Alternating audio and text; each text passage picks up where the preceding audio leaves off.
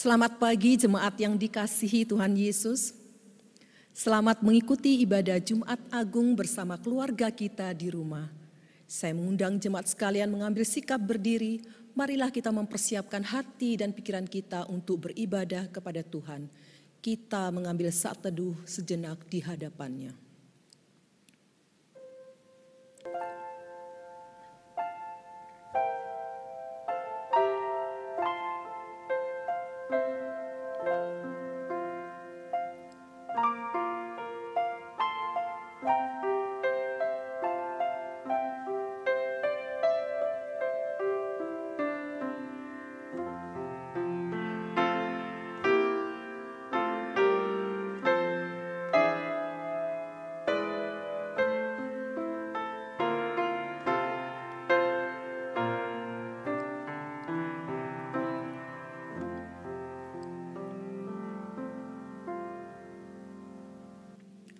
Tuhan beserta saudara sekalian.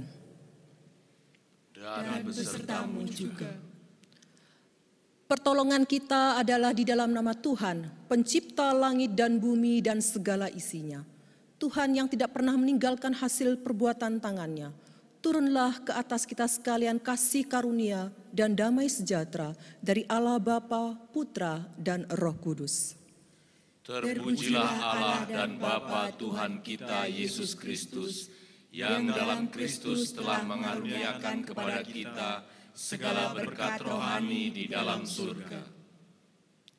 Salib Tuhan adalah salib yang mulia. Di sanalah dosa dan kesalahan kita telah dihapus oleh darah Yesus. Mari saya mengajak kita mendekatkan diri kepada salib Yesus, agar hati kita senantiasa mengasihi dan mencintai Yesus lebih dari segalanya. Mari saya mengajak kita sekalian untuk menaikkan pujian, bawalah aku dekat ke salib.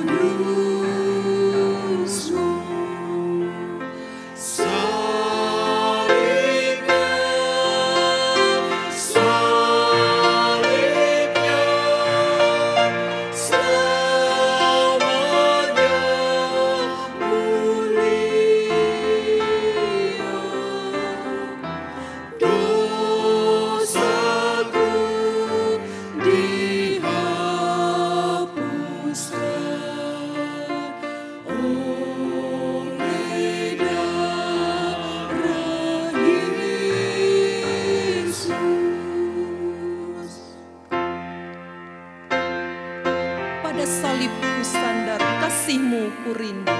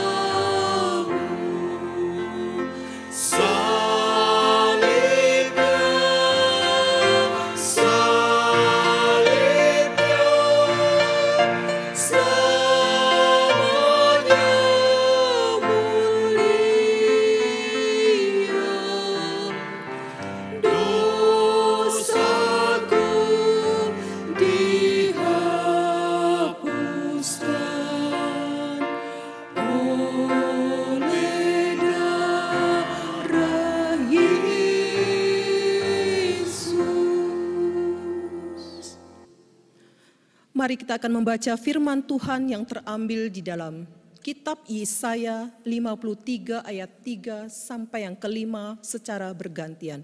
Demikianlah bunyi firman Tuhan.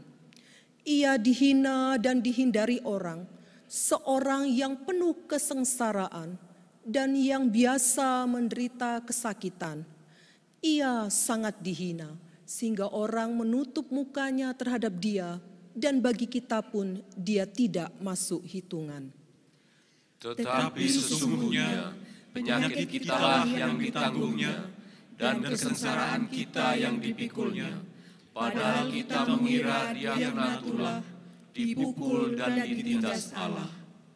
Tetapi dia tertikam oleh karena pemberontakan kita. Dia diremukkan oleh karena kejahatan kita. Ganjaran yang mendatangkan keselamatan bagi kita ditimpakan kepadanya, dan oleh bilur-bilurnya kita menjadi sembuh. Jemaat sekalian, dipersilakan duduk.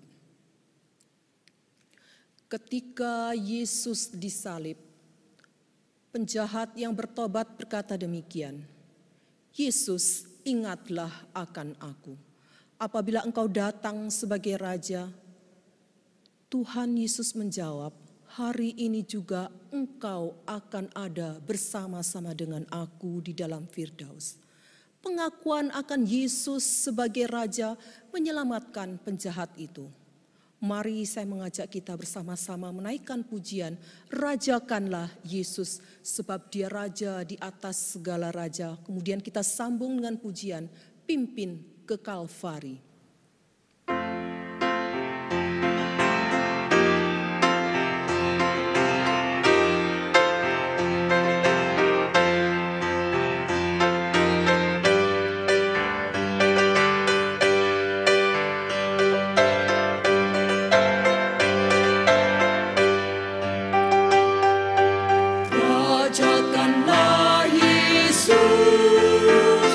Anak domba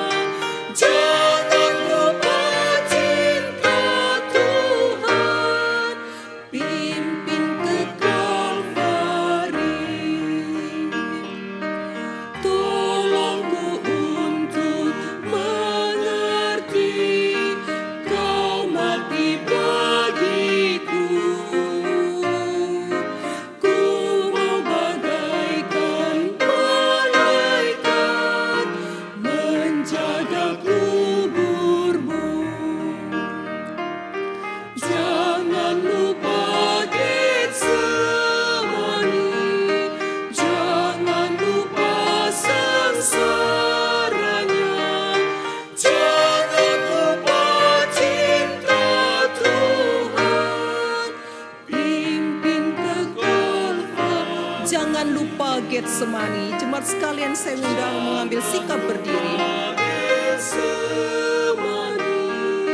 Jangan lupa sengsaranya,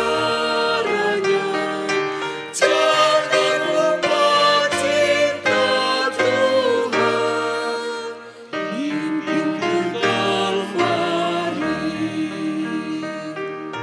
Jangan lupa cinta Tuhan, pimpin ke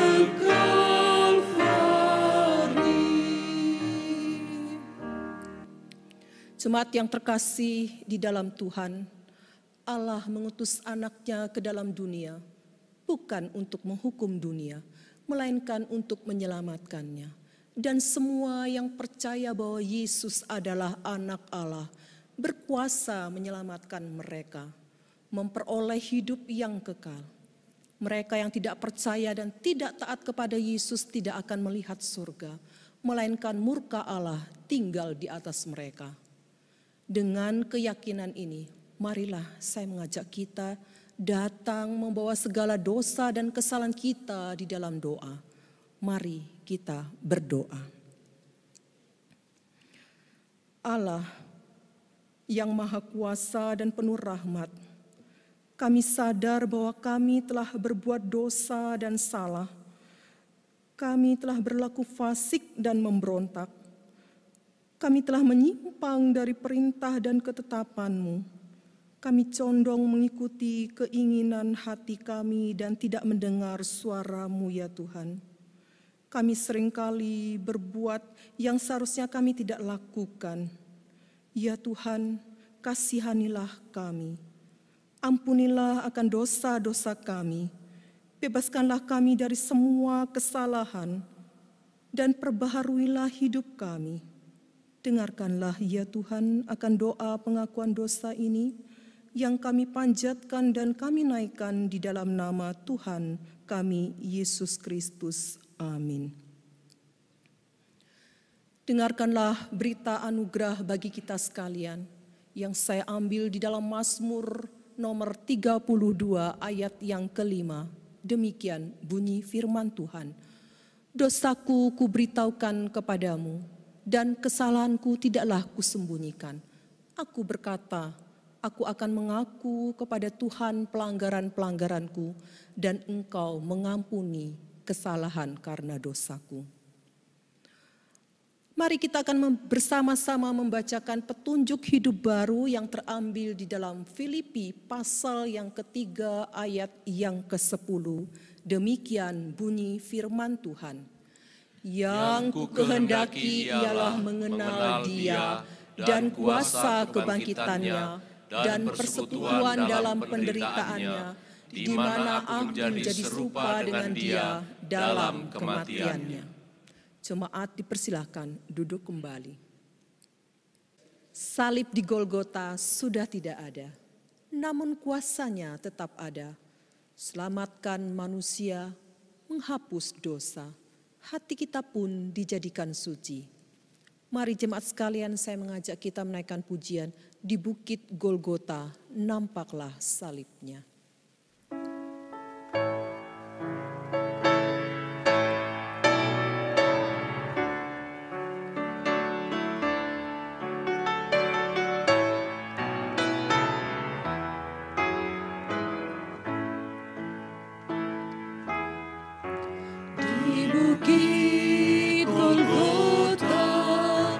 Nampaklah salibnya, bertahan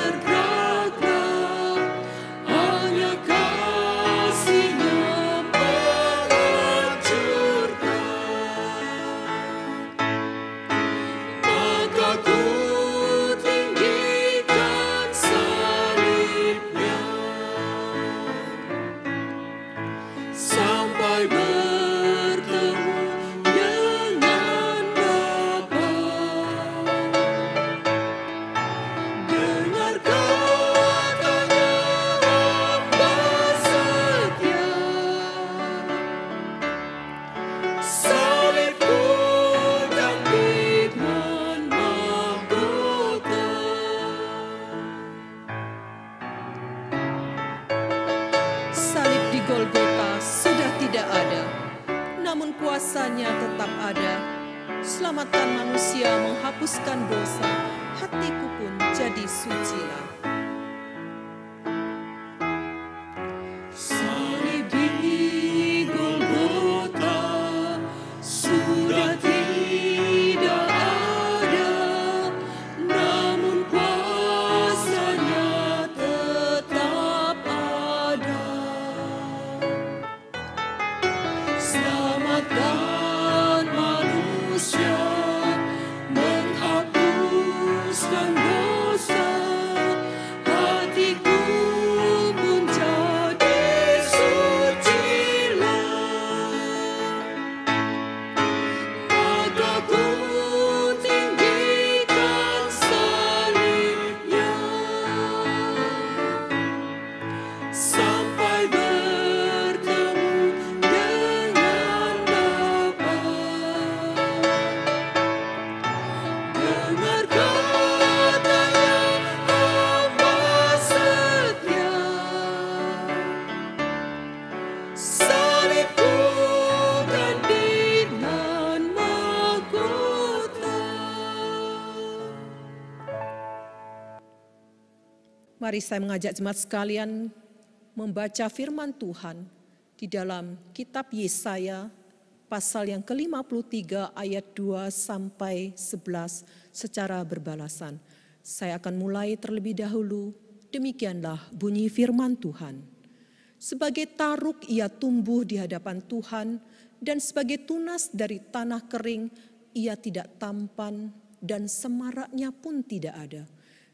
Sehingga kita memandang dia, dan rupa pun tidak, sehingga kita menginginkannya. Ia dihina dan dihindari orang, seorang yang penuh kesengsaraan dan yang biasa menderita kesakitan. Ia sangat dihina, sehingga orang menutup mukanya terhadap dia, dan bagi kita pun ia tidak masuk hitungan. Tetapi sesungguhnya penyakit kitalah yang ditanggungnya, dan kesengsaraan kita yang dipikulnya. Padahal kita mengira dia kena tulah, dipukul dan ditindas Allah. Tetapi dia tertikam oleh karena pemberontakan kita, dia diremukkan oleh karena kejahatan kita. Ganjaran yang mendatangkan keselamatan bagi kita ditimpakan kepadanya, dan oleh bilur-bilurnya kita menjadi sembuh. Kita sekalian sesat seperti domba, masing-masing kita mengambil jalannya sendiri. Tetapi Tuhan telah menimpakan kepadanya kejahatan kita sekalian.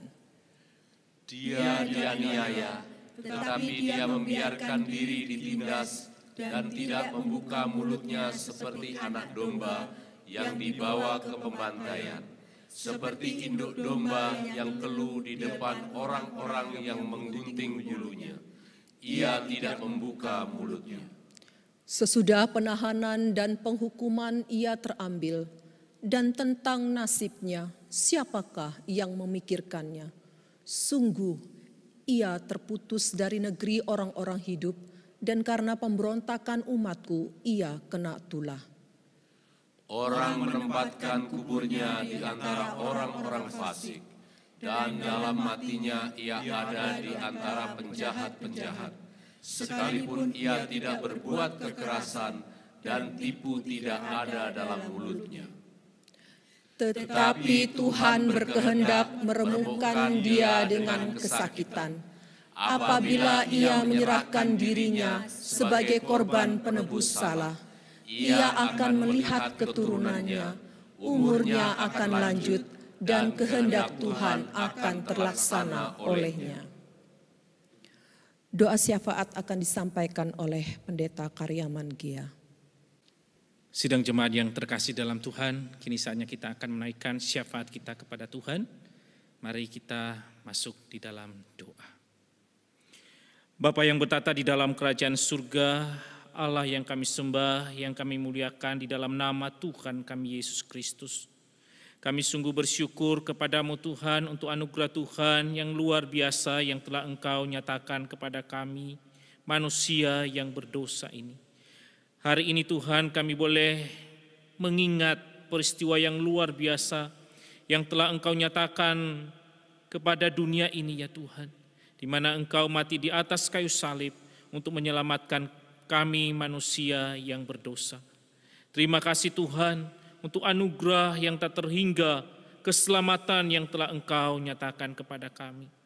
Dan saat ini Tuhan kami memohon kepadamu, kiranya Tuhan juga terus menuntun, memimpin kehidupan kami.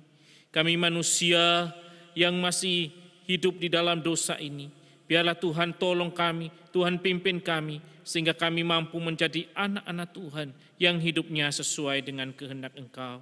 Berikan kami hati untuk setia dan taat menjalankan firman-Mu di dalam kehidupan kami. Tuhan, pada saat ini kami bersyukur untuk jemaat-Mu yang dengan setia boleh beribadah kepada Tuhan walaupun di rumah masing-masing. Tuhan, Engkau mengetahui keberadaan mereka satu persatu. Tuhan tolong, Tuhan berkati mereka. Di tengah-tengah pergumulan yang mungkin mereka alami saat ini Tuhan, kesulitan ekonomi, kami mohon kepada Engkau, biarlah Engkau sendiri yang boleh menjamah, Engkau sendiri yang boleh membuka jalan, Engkau sendiri yang boleh memberikan yang terbaik kepada hamba-hamba-Mu Tuhan. Sehingga di tengah-tengah pergumulan, di tengah-tengah kesulitan yang mereka hadapi, mereka tetap melihat, mengalami pertolongan Tuhan nyata di dalam kehidupan mereka. Berikanlah mereka pengharapan ya Tuhan. Terima kasih Bapa. Selain ini juga kami berdoa untuk jemaat kami ya Tuhan, yang mana saat ini mereka bergumul karena sakit penyakit yang mereka alami. Kami mohon kepadamu Tuhan, Engkau mengetahui hamba-hamba-Mu satu persatu. Tuhan menjamah mereka, Tuhan tolong mereka. Mereka yang sedang minum obat untuk pemulihan mereka, Tuhan memberkati obat-obatan yang mereka konsumsi ya Tuhan. Sehingga semuanya itu boleh menjadi alat anugerah Tuhan untuk memberikan kesembuhan dan pemulihan kepada mereka. Kami juga rindu ya Tuhan, agar di tengah-tengah kesulitan, sakit penyakit yang mereka alami, mereka tetap berpengharapan di dalam Tuhan. Terus mengandalkan Tuhan, jauhkan mereka dari kekhawatiran, dari keputusasaan, tapi biarlah mereka tetap berpengharapan di dalam Engkau. Terima kasih Tuhan. Saat ini juga kami berdoa untuk bangsa dan negara kami. Di tengah-tengah situasi yang tidak menentu ini Tuhan. Khususnya pemerintahan bangsa kami di dalam merantas virus corona ini Tuhan. Kami mohon kepada Engkau, berikan hikmat, berikan kekuatan, kemampuan kepada pemerintah untuk menangani virus ini ya Tuhan. Tolonglah segala upaya-upaya yang dilakukan oleh pemerintah, Tuhan pakai semuanya Tuhan. Dan secara khusus kami berdoa untuk para medis yang berusaha, berjuang sedemikian rupa. Biarlah Tuhan tolong mereka. Tuhan berikan mereka kesehatan, kekuatannya Tuhan di dalam memberikan pertolongan kepada mereka yang terkena virus ini ya Tuhan. Terima kasih Bapa. Kami juga berdoa untuk segala upaya-upaya yang dilakukan, biarlah Tuhan berkati, semuanya boleh berjalan di dalam kasih dan pemeliharaan Tuhan. Terima kasih Tuhan, kami serahkan semuanya ini ke dalam tangan pengasihan-Mu. Inilah seruan doa kami yang kami alaskan di dalam nama Tuhan kami Yesus Kristus kami sudah berdoa. Amin. Sebelum kita mendengarkan firman Tuhan yang akan disampaikan oleh Pendeta Joni Febrianto, marilah terlebih dahulu kita mempersiapkan diri kita. Kita akan menaikkan pujian di bawah salib Yesus.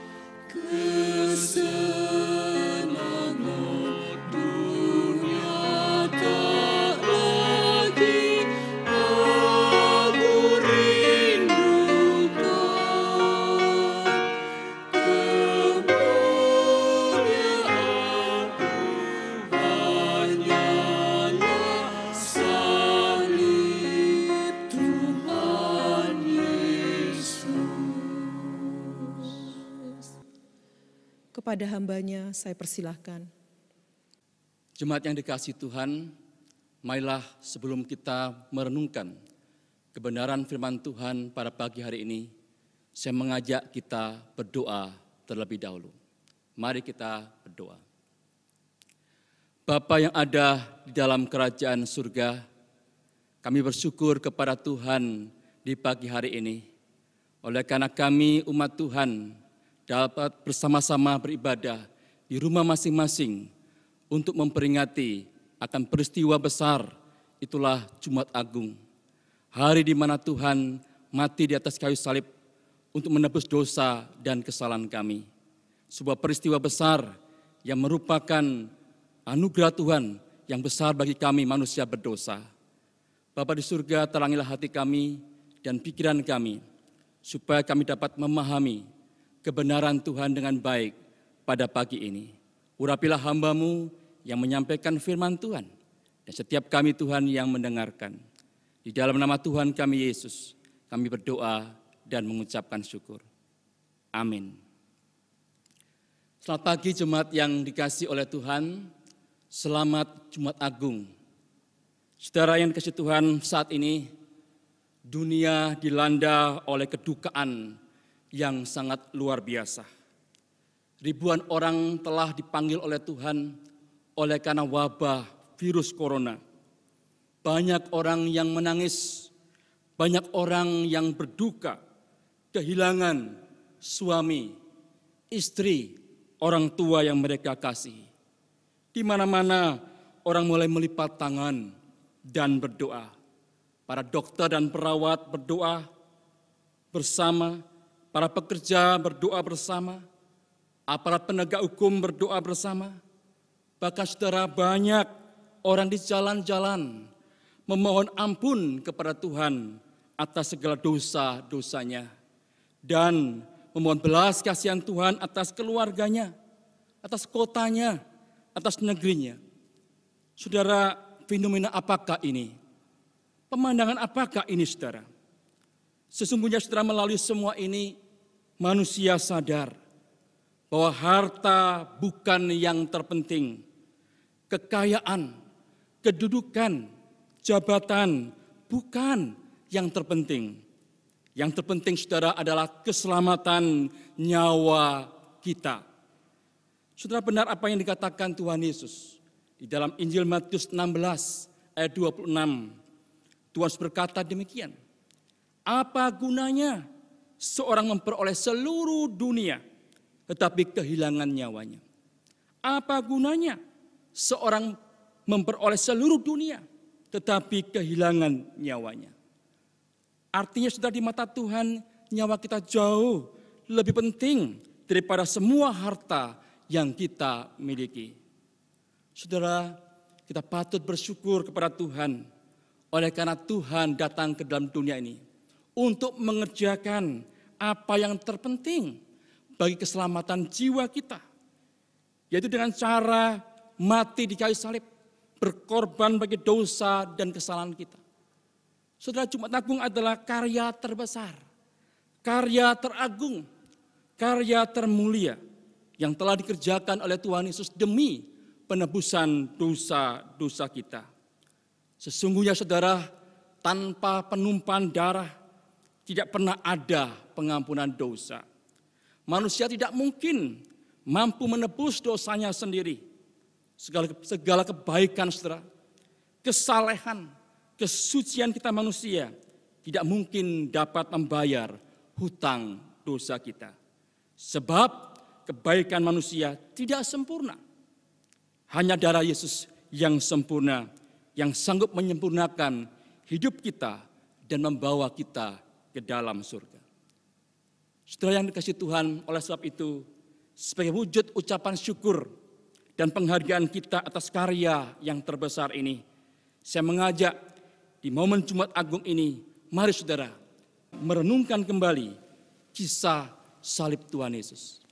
Semakin kita merenungkan kisah ini saudara, semakin kita merasakan betapa besarnya anugerah Tuhan atas hidup kita, betapa dalamnya cinta Tuhan Yesus kepada kita manusia berdosa. perlu saudara kita mengetahui, sebelum Tuhan Yesus disalibkan, Tuhan diberi minuman anggur bercampur mur dan empedu. Saudara, minuman ini diberikan dengan tujuan untuk meringankan rasa sakit selama eksekusi penyaliban. Jadi fungsinya Bapak Ibu sebagai obat bius. Namun saudara, apa yang terjadi? Tuhan Yesus menolak akan minuman itu. Mengapa Tuhan Yesus menolak? Karena Tuhan Yesus mau menanggung dosa-dosa kita saudara 100%. Bukan 90%. Juga bukan 99%. Melainkan 100%. Mengapa demikian saudara? Sebab bila rasa sakit itu dikurangi 10% saja saudara, berarti Tuhan menanggung dosa kita itu hanya 90%. Dan 10% kita sendiri yang harus menanggungnya. Tahukah saudara, berapa jumlah dari 10% dosa-dosa kita? Apakah hanya ratusan atau ribuan? Saya yakin tentunya lebih dari itu.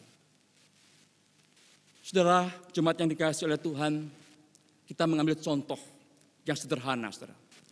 Misalnya dosa berbohong. Adakah saudara di antara kita yang tidak pernah berbohong? Saya yakin tidak ada. Dari kecil orang tua kita tentunya tidak pernah mengajarkan kita berbohong. Tapi aneh saudara, dari kecil kita sudah bisa berbohong. Karena takut dihukum oleh orang tua, kita memilih untuk berbohong. Ketika menginjak masa remaja, orang tua kita tanya, kenapa kamu pulang sampai larut malam? Kemudian dijawab, ada kerja kelompok Pak, ada kerja kelompok dengan teman-teman di rumah. Padahal ya baru pulang nonton bioskop. Ketika dewasa saudara terjun dalam dunia bisnis, orang tawar barangnya sekian. Dijawab, oh enggak bisa, kulakannya aja enggak segitu. Padahal dengan harga segitu dia sudah untung. Ketika menginjak masa tua, takut dimarahi oleh anaknya, maka dia mengatakan tidak. Pada saat anaknya tanya, apakah papa mama makan yang manis-manis? Nah, anaknya sudah takut, orang tuanya sakit kencing manis. Lalu orang tuanya mengatakan, oh enggak, papa mama enggak makan yang manis-manis. Padahal di tas mereka sudah ada permen, ada snack, ada makanan yang manis-manis. Jadi saudara, sebenarnya dari lahir sampai tua, dosa kebohongan kita sudah begitu banyak. Sukar untuk dihitung jumlahnya saudara. Ini baru satu dosa saja. Hanya soal berbohong. Belum lagi dosa-dosa yang lainnya. Kita buat pengandaian saudara. Seandainya dosa kebohongan kita jumlahnya 1000 kebohongan. 10% dari 1000 yaitu 100 kebohongan. Pertanyaan saudara, dengan 100 kebohongan itu, apakah kita dapat masuk ke surga? Jelas tidak bisa saudara. Mengapa? Jangankan 100 kebohongan. 1 kebohongan saja sudah cukup mengantar saudara dan saya ke dalam api neraka kekal saudara. Firman Tuhan di dalam Matius 5 ayat 48 berkata demikian. Karena itu haruslah kamu sempurna, sama seperti Bapamu di surga adalah sempurna. Sempurna artinya tidak ada satu kesalahan pun. Sudah saya menggambarkan dengan mata rantai sepeda motor.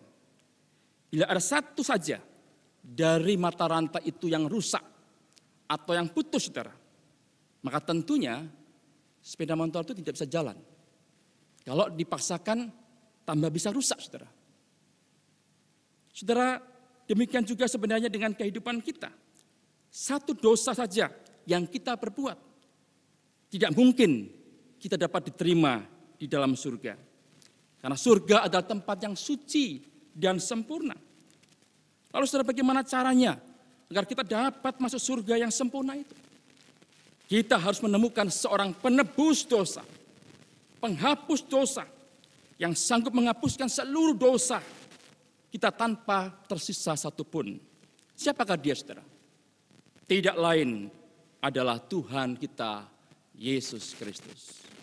Kita bersyukur, saudara, ketika Tuhan Yesus menolak minuman anggur bercampur empedu dan mur itu.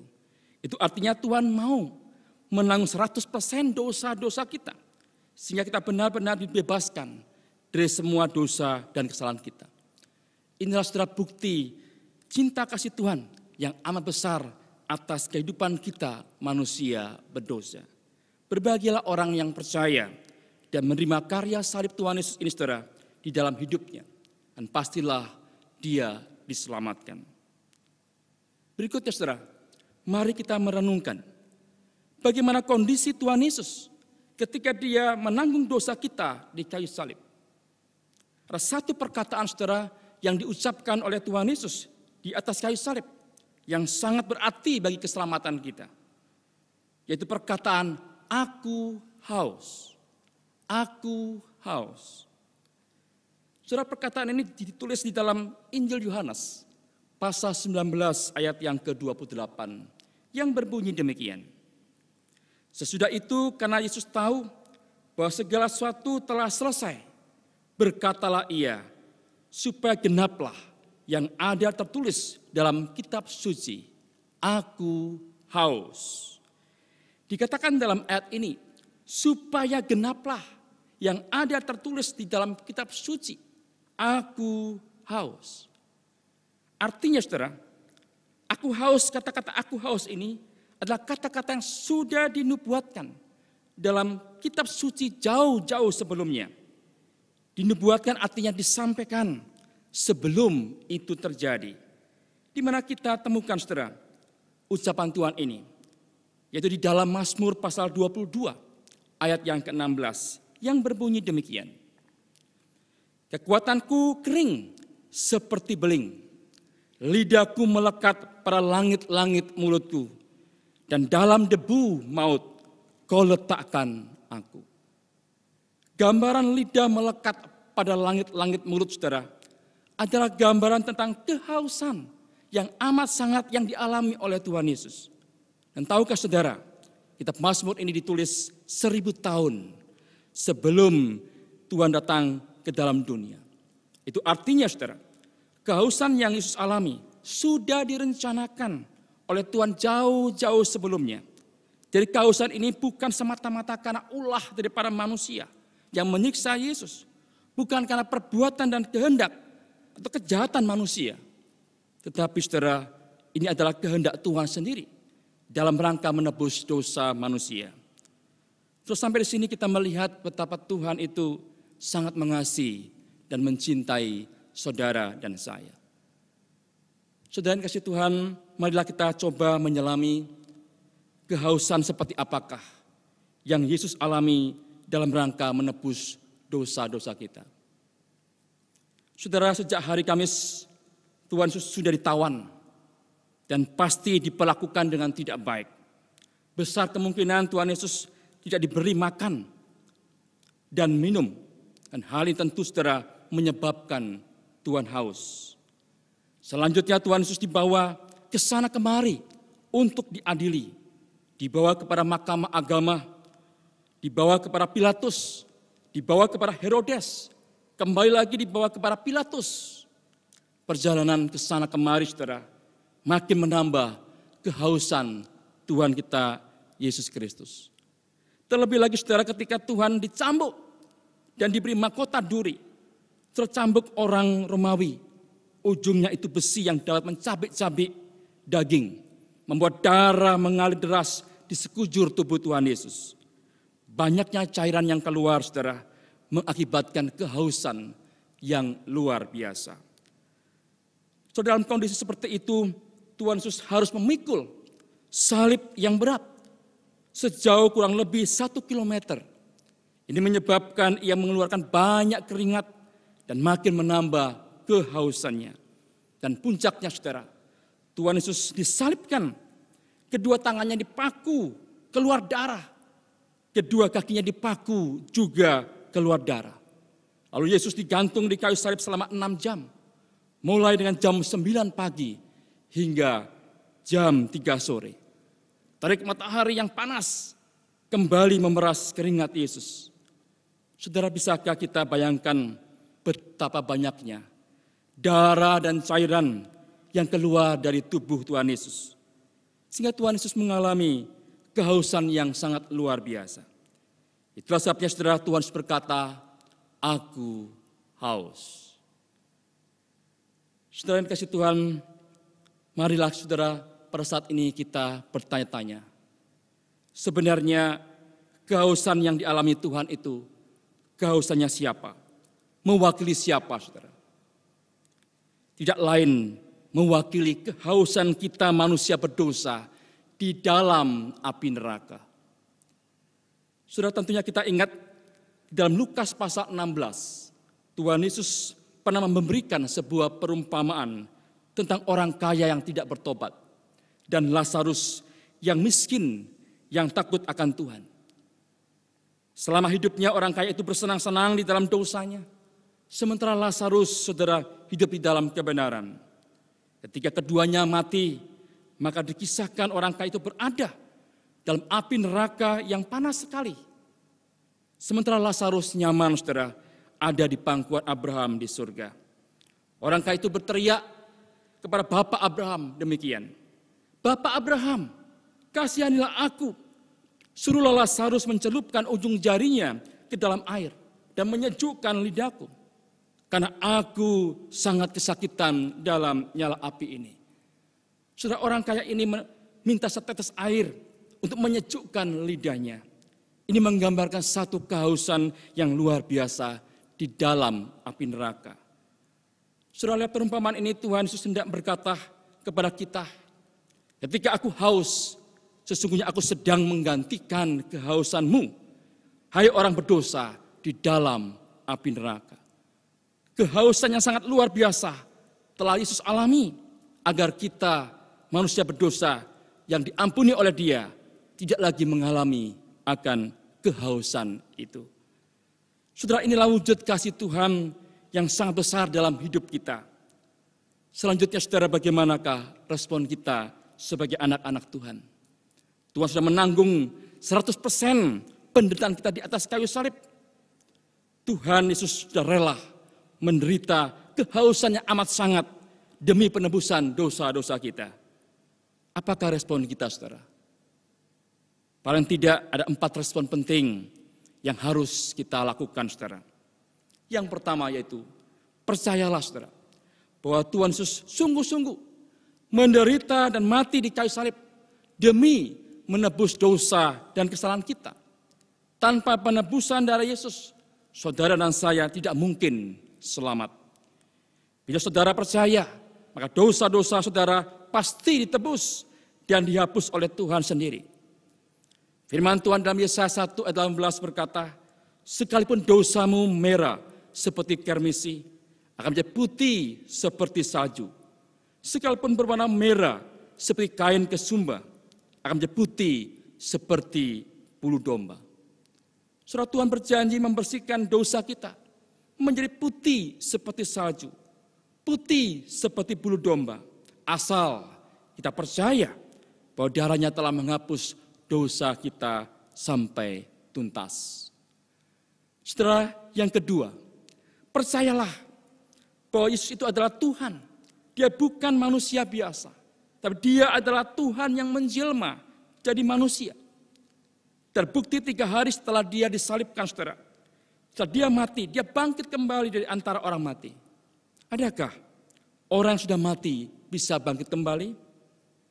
Tidak ada, kecuali Tuhan Yesus. Bila saudara mau membuka hati, menerima Yesus sebagai Tuhan dan Juru Selamat saudara, maka saudara akan mendapatkan hidup yang kekal. Tuhan Yesus di dalam Yohanes 10 ayat 28 berkata demikian, "Aku memberikan hidup yang kekal kepada mereka, dan mereka pasti tidak akan binasa sampai selama-lamanya. Dan seorang pun tidak akan merebut mereka dari tanganku." Siapakah mereka di sini, saudara? Tidak lain adalah orang-orang yang percaya kepada Tuhan Yesus, yang mengaku Yesus adalah Tuhan, merekalah yang akan beroleh hidup yang kekal dan memiliki masa depan yang indah di dalam kerajaan surga. Yang ketiga, saudara, bila saudara sudah percaya dan menerima Tuhan Yesus sebagai juru selamat, teladanilah kehidupan Tuhan kita Yesus yang penuh kasih sayang, penuh pengorbanan, penuh pengampunan kepada kita manusia berdosa. Ingat saudara, bahwa kita dikasih untuk mengasihi, kita diampuni untuk mengampuni, kita dilayani untuk melayani, kita diberkati untuk menjadi saluran berkat. Oleh sebab itu saudara, lakukanlah apa yang terbaik bagi Tuhan dan sesama kita.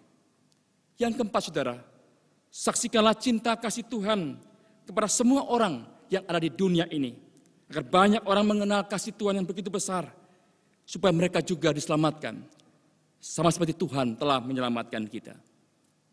Jemaat yang dikasihi Tuhan, bila kita melakukan dan mempraktekkan akan bagian firman Tuhan ini, meresponi dengan benar saudara, maka sungguh kita adalah orang-orang yang berbahagia, orang-orang yang diselamatkan, orang-orang yang memiliki surga, dan orang-orang yang sungguh-sungguh memiliki masa depan yang cerah di dalam Tuhan. Saudara, kiranya melalui peringatan Jumat Agung ini, setiap kita makin dekat dengan salib Tuhan Yesus. Tuhan memberkati kita saudara lewat firman-Nya. Amin. Mari saudara kita masuk di dalam doa. Ya Tuhan, kami bersyukur kepadamu. Kami sungguh-sungguh berterima kasih betapa Engkau Tuhan telah mengalami kehausan yang sangat luar biasa di atas kayu salib, demi menggantikan kehausan kami dalam api neraka yang menyala-nyala. Oh Tuhan, betapa besarnya cinta kasih-Mu kepada kami. Tak mampu kami membalas segala kebaikan Tuhan. Oh Tuhan, kerinduan kami hanya rindu untuk makin mengasihi Tuhan, mencintai Tuhan, beribadah kepada Tuhan, beriman teguh kepadamu, melayani Engkau seumur hidup kami. Pakailah kami menjadi alat-Mu Tuhan, untuk mengabarkan kasih-Mu dan cinta-Mu kepada setiap orang yang belum percaya. Terima kasih Tuhan Yesus, dengarlah doa kami. Doa ini kami panjatkan kepada Engkau, di dalam nama Tuhan kami, Yesus Kristus. Amin. Pengumuman akan disampaikan oleh Evangelis Nahum Daily. Selamat pagi jemaat sekalian, kami menyampaikan beberapa hal untuk kita perhatikan bersama. Yang pertama, terima kasih untuk para pelayan Tuhan yang terlibat untuk ibadah online hari ini, baik yang di atas mimbar maupun di bawah mimbar, sehingga kita dapat beribadah hari ini dengan sangat baik. Yang kedua, kami terus menghimbau jemaat sekalian untuk terus mendukung pelayanan gereja melalui persembahan, baik persembahan perpuluhan, persembahan mingguan, dan persembahan syukur. Persembahan tersebut dapat ditransfer langsung ke rekening gereja atau untuk sementara waktu dapat menyimpannya di rumah masing-masing. Yang ketiga, ibadah Paskah akan diadakan pada hari Minggu ini, pukul 8 pagi. Ibadah tersebut diadakan secara online dan jemaat dapat mengikutinya di rumah masing-masing. Yang keempat, kami terus menghimbau jemaat untuk tetap menjaga kesehatan dan terus mematuhi himbauan pemerintah perihal COVID-19 dan terus berdoa untuk keselamatan pribadi, untuk gereja, untuk bangsa dan dunia. Demikian beberapa hal yang kami sampaikan. Tuhan Yesus memberkati. Saya mengundang jemaat sekalian untuk mengambil sikap berdiri.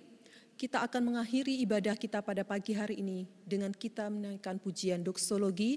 Doa berkat akan disampaikan oleh Pendeta Joni Febrianto dan kita akhiri dengan pujian Amin. Ketiganya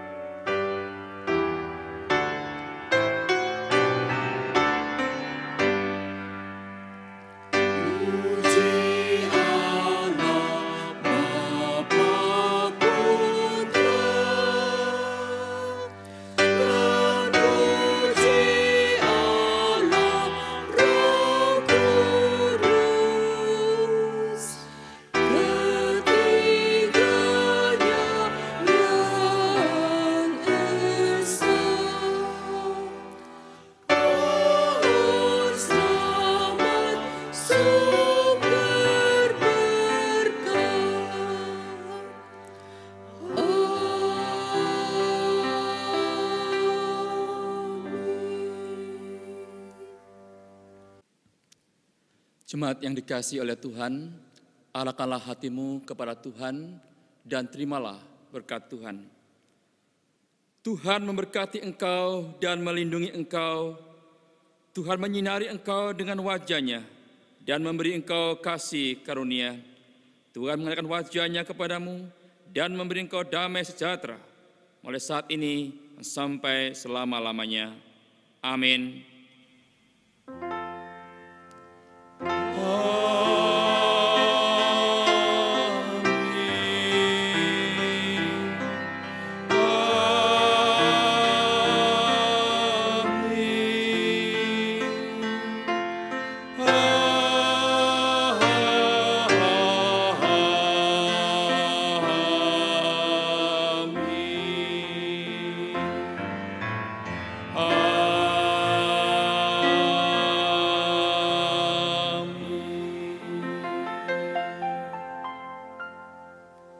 Jemaat dipersilakan duduk kembali, silakan mengambil saat teduh, ibadah kita selesai. Selamat Jumat Agung, Tuhan memberkati kita sekalian.